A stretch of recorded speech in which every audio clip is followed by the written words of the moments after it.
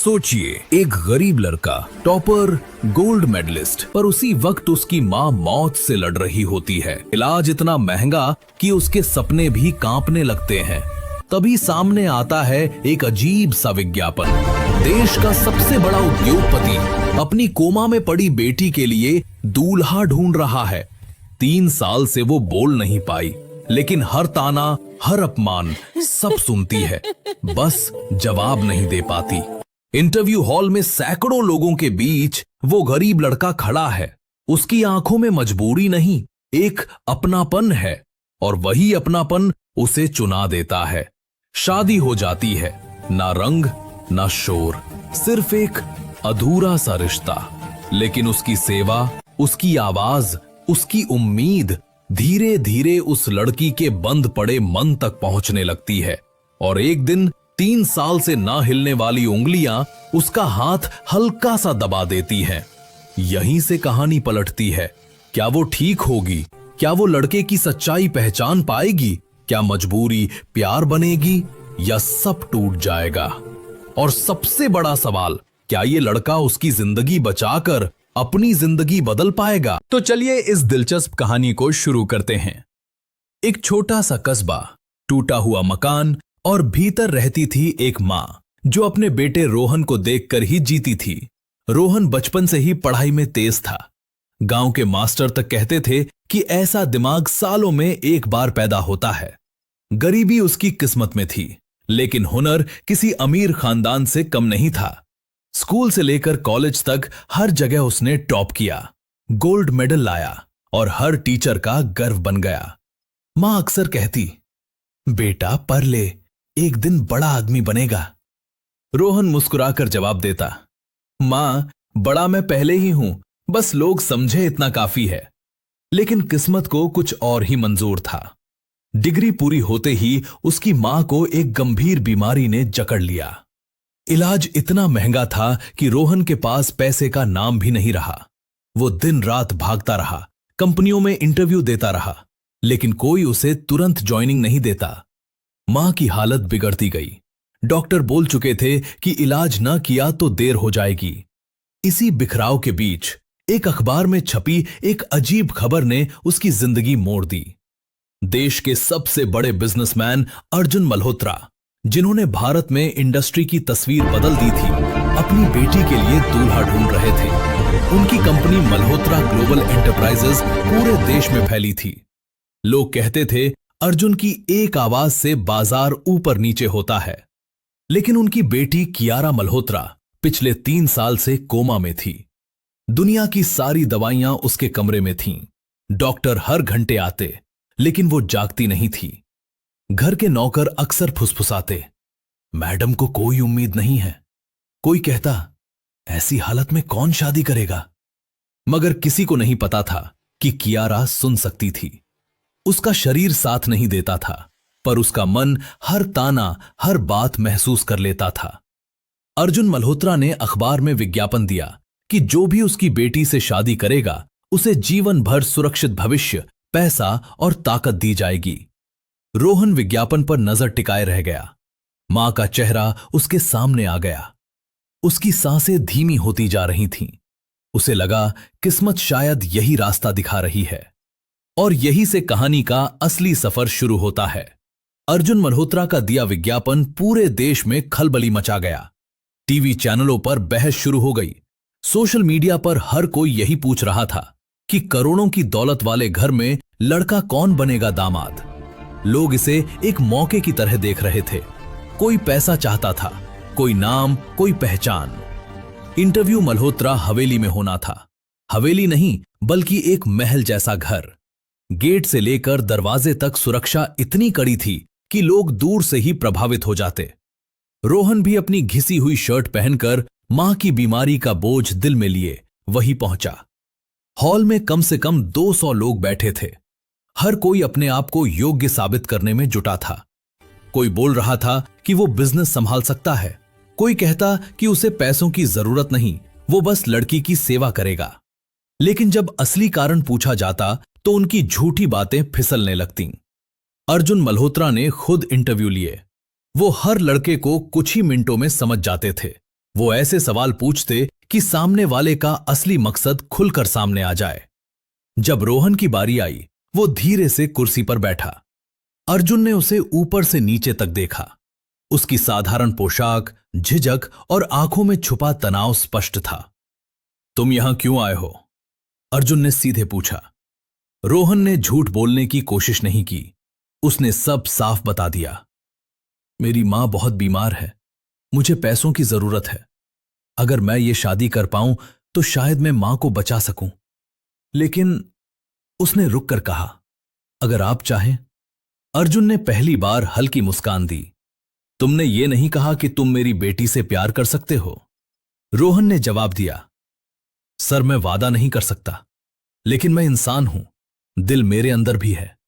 अगर परिस्थितियां ने मुझे चुन लिया है तो मैं उसे अकेला नहीं छोड़ूंगा, मैं भागूंगा नहीं। उसकी सच्चाई हॉल में गूंज गई। बाकी सब लड़कों की आवाजें उसके बाद फीकी लगने लगीं। अर्जुन ने चुपचाप उसका रिज्यूमे देखा, उसकी डिग्री, गोल्ड मेडल और उपलब्धियां पढ़ीं। 1 घंटे बाद नतीजे घोषित हुए। पूरे हॉल में सन्नाटा फैल गया जब रोहन का नाम पुकारा गया। ये वो पल था जिसने उसकी किस्मत बदल दी। शादी बिना संगीत के, बिना रंगों के, बस रस्मों के साथ हुई। कियारा अपनी व्हीलचेयर पर बैठी थी। उसकी आंखें बंद थीं और चेहरे पर कोई हलचल नहीं। रोहन ने उसके पास जाकर धीरे से कहा, मैं कोशिश करूंगा कि आप अकेला महसूस ना करें। उसे नहीं पता था कि वो उसे सुन रही है। मल्होत्रा परिवार के नौकर जो सालों से कियारा की देखभाल कर रहे थे, अक्सर उसके कमरे में बातें कर लेते। बेचारी, इसका क्या होगा? शादी हो भी गई पर क्या फायदा? इस हालत में जिंदगी ही नहीं बची। हर शब्द कियारा के अंदर चोट करता था। वो बोल नहीं सकती थी, पर उसकी आंखों के पीछे दर्द जमा होता रहा। उसे लगता कि वो बोझ बन चुकी है। कई बार उसका मन हार मानना चाहता था, पर रोहन की मौजूदगी ने उसके बंद कमरे में पहली बार एक अलग हवा भरी। शादी के बाद रोहन को बड़ी रकम दी गई। उसने सबसे पहले वो पैसे लेकर मां का इलाज शुरू करवाया। वो रोज अस्पताल दौड़ता था और साथ ही कियारा की सेवा भी करता। उसके कमरे में जाकर उससे बातें करता। तुम ठीक हो जाओगी, तुम्हें बस थोड़ा सब्र चाहिए। तुम इस दुनिया से हार मत मानना, मैं यहां हूं। नौकर हंसते और कहते, साहब इससे बात करके क्या फायदा? रोहन जवाब देता, फायदा मैं नहीं गिनता, इंसानियत गिनती है। वो उसकी दवाइयां समय पर देता, उसके हाथ पैरों की मालिश करता, उसके बाल संवारता और कमरे में हल्की रोशनी रखता ताकि उसे अंधेरा न लगे। धीरे धीरे हवेली के लोग उसकी समर्पण देखकर चुप हो गए। 3 महीने बीत गए। एक दिन रोहन उसके पास बैठा था और अपने कॉलेज की एक पुरानी कहानी सुना रहा था। अचानक उसने महसूस किया कि कियारा की उंगलियों में हल्की सी हरकत हुई। पहले उसने सोचा शायद भ्रम है, पर जब उसने उसका हाथ पकड़ा, उंगलियां हल्का सा दब गईं। रोहन का दिल तेज धड़कने लगा। सालों की नींद में कैद लड़की ने पहली बार दुनिया को जवाब दिया था। कियारा के हाथ की हरकत मामूली नहीं थी, यह जागने का पहला संकेत था। डॉक्टरों को बुलाया गया, जांच हुई। डॉक्टर ने कहा, अगर शरीर जवाब देने लगा है तो यह अच्छी खबर है। रोहन की आंखों में उम्मीद की चमक लौट आई, लेकिन असली चमत्कार कुछ दिन बाद हुआ। एक रात रोहन उसकी मालिश कर रहा था। उसने धीरे से कहा, कियारा, अगर तुम सुन सकती हो तो जान लो कि तुम अकेली नहीं हो। इतने में कियारा की पलकें हल्की सी कांपीं। रोहन की सांसें रुक गईं। कुछ सेकंड बाद उसकी आंखें धीरे धीरे खुल गईं। कमरे की दुनिया उसके लिए धुंधली थी, लेकिन सबसे पहले उसने रोहन को देखा। उसके चेहरे पर वो राहत थी जो वर्षों से उसने किसी के चेहरे पर नहीं देखी थी। रोहन ने भावुक होकर कहा, शुक्र है तुम वापस आ गई। कियारा बोल नहीं पा रही थी, उसके होंठ बस हल्का सा हिले। डॉक्टरों ने बताया कि उसे आवाजें हमेशा आती थीं, वो सब सुन लेती थीं, लेकिन शरीर जवाब नहीं देता था। रोहन हक्का बक्का रह गया। कियारा ने सब सुना था, नौकरों की बातें, लोगों की ताने, सब।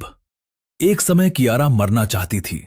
उसे लगता था उसका अस्तित्व खत्म हो चुका है, लेकिन पिछले 3 महीने में रोहन की आवाज ही उसकी ताकत बन गई थी। जब अर्जुन मल्होत्रा को पता चला कि कियारा होश में आ गई है, वो खुद को रोक नहीं पाए। वो बिना कुछ कहे दौड़ते हुए उसके कमरे में पहुंचे। अपनी बेटी को आंखें खुली देखकर वो फूट पड़े। कियारा की आंखें भर आईं। वो बोल नहीं सकती थी, पर उसने पिता की उंगली पकड़ ली। कमरे में मौजूद हर व्यक्ति ने पहली बार असली उम्मीद महसूस की। रोहन पास खड़ा था, चुपचाप। अर्जुन उसकी तरफ मुड़े। उनकी आंखों में कृतज्ञता साफ थी। लेकिन कहानी यहीं खत्म नहीं होती। अब जो शुरू होने वाला था वो और गहरा था। कियारा को सब याद था, उसकी हालत, उसके साथ हुई बेइज्जती, लोगों के ताने और रोहन की रात दिन की सेवा। अब यह सिर्फ ठीक होने की लड़ाई नहीं थी, यह खुद को फिर से जीने की कहानी थी। कियारा धीरे धीरे फिजियोथेरेपी, दवाइयों और रोहन के साथ बिताए वक्त की मदद से सुधरने लगी। अब वो थोड़ी थोड़ी बातें बोल पाती थी। उसका पहला साफ शब्द था, धन्यवाद। रोहन चौंक गया। उसने हल्के से कहा, मुझे धन्यवाद मत कहो, यह मेरा फर्ज था। लेकिन कियारा के लिए यह फर्ज नहीं था। यह पहली बार था जब किसी ने उसे उसकी हालत में भी इंसान की तरह देखा था। अर्जुन मल्होत्रा ने रोहन को कहा, तुमने मेरी बेटी को जिंदगी दी है, मैं ये कर्ज कभी नहीं चुका सकता। रोहन ने कहा, कर्ज नहीं सर, मुझे बस आपकी बेटी की खुशी चाहिए। धीरे धीरे कियारा और रोहन एक दूसरे के करीब आने लगे। वो अपनी पुरानी बातें बताती, कॉलेज की यादें, अपने सपने। रोहन उसकी बातें सुनता, उसे हंसाता, उसका मन हल्का करता। दोनों के बीच एक अनकही समझ बनने लगी। लेकिन एक दिन वो सच्चाई सामने आई जो कियारा को हिला गई। एक नौकर ने उसे बताया कि रोहन ने पैसों के लिए शादी की थी। कियारा का दिल टूट गया। उसे यकीन नहीं हुआ कि जिस पर वो भरोसा करने लगी थी वो भी मजबूरी में आया था। वो रोहन से दूर रहने लगी। रोहन समझ ही नहीं पाया कि अचानक क्या बदल गया। उसने उससे बात करने की कोशिश की, पर कियारा ने कहा, तुम मेरे पास मजबूरी में आए थे, अगर मैं ठीक ना होती तो शायद तुम आज भी बांध कर रखे जाते। रोहन की आंखें भर आईं। उसने कहा, हां, मैं मजबूरी में आया था, पर यह सच है कि अब तुम मेरी जिम्मेदारी नहीं, मेरी जिंदगी हो। कियारा की आंखें नम हो गईं। वो रोहन को देख नहीं पा रही थीं। दिल कहता था कि रोहन सच बोल रहा है, लेकिन दिमाग डरता था कि कहीं फिर टूट न जाए। उस रात रोहन बरामदे में बैठा रहा। ठंडी हवा चल रही थी। वो बस एक ही बात सोच रहा था, उसे क्या साबित करूं। फिर उसने फैसला किया, अब वो सिर्फ सेवा नहीं करेगा, वो उसे दिखाएगा कि उसका रिश्ता दिल से है, मजबूरी से नहीं। अगले कुछ हफ्तों में रोहन पहले से भी ज्यादा कियारा की देखभाल करने लगा। वो उसके साथ देर रात तक बैठा रहता, उसे पढ़कर सुनाता, उसके हाथों की धीरे धीरे ताकत वापस लाता। वो कभी ये नहीं कहता कि वो उसे प्यार करता है, लेकिन उसके हर काम में वही सच्चाई झलकती थी। कियारा दिन ब दिन समझने लगी कि रोहन सिर्फ एक देखभाल करने वाला नहीं, बल्कि वो इंसान है जिसने उसके लिए दुनिया से लड़ाई लड़ी। एक शाम कियारा ने हिम्मत जुटाकर रोहन से कहा, मुझे डर था कि तुम सिर्फ पैसे के लिए आए थे। रोहन ने हल्की मुस्कान के साथ जवाब दिया, अगर पैसे के लिए आया होता तो तुम्हारे ठीक होते ही भाग जाता, लेकिन मैं रुका क्योंकि तुम मेरे दिल में आ गई हो। कियारा की आंखें चमक उठीं। उसे पहली बार एहसास हुआ कि उसकी जिंदगी सिर्फ एक कमरे में बंद नहीं है। वो फिर से जी सकती है, महसूस कर सकती है, सपने देख सकती है। कुछ महीने बाद वो पूरी तरह से चलने लगी। घर में खुशी फैल गई। अर्जुन मल्होत्रा ने पूरे स्टाफ को बुलाकर कहा, आज मेरा घर फिर से जिंदा हुआ है और इसका श्रेय सिर्फ रोहन को जाता है। उसी दिन अर्जुन ने रोहन को एक और जिम्मेदारी दी। मैं चाहता हूं कि अब तुम मेरा बिजनेस संभालो। कंपनी को मेरी नहीं, तुम्हारे जैसे ईमानदार दिमाग की जरूरत है। रोहन हैरान था। उसने कहा, मैं लायक नहीं हूं। अर्जुन ने मुस्कुराकर कहा, मेरी बेटी की जिंदगी साबित करती है कि तुम सबसे लायक हो। कियारा ने आगे आकर रोहन का हाथ पकड़ा, और मेरी जिंदगी भी। रोहन ने उसकी तरफ देखा। उसमें डर नहीं था, न बोझ, सिर्फ प्यार। उसने उसका हाथ थामकर कहा, अब हम दोनों एक नया सफर शुरू करेंगे, मजबूरी से नहीं, अपने मन से। और यहीं से उनकी जिंदगी की असली कहानी शुरू हुई। प्यार, भरोसा और एक ऐसे रिश्ते की नींव जो दर्द से निकला लेकिन सच में बदल गया।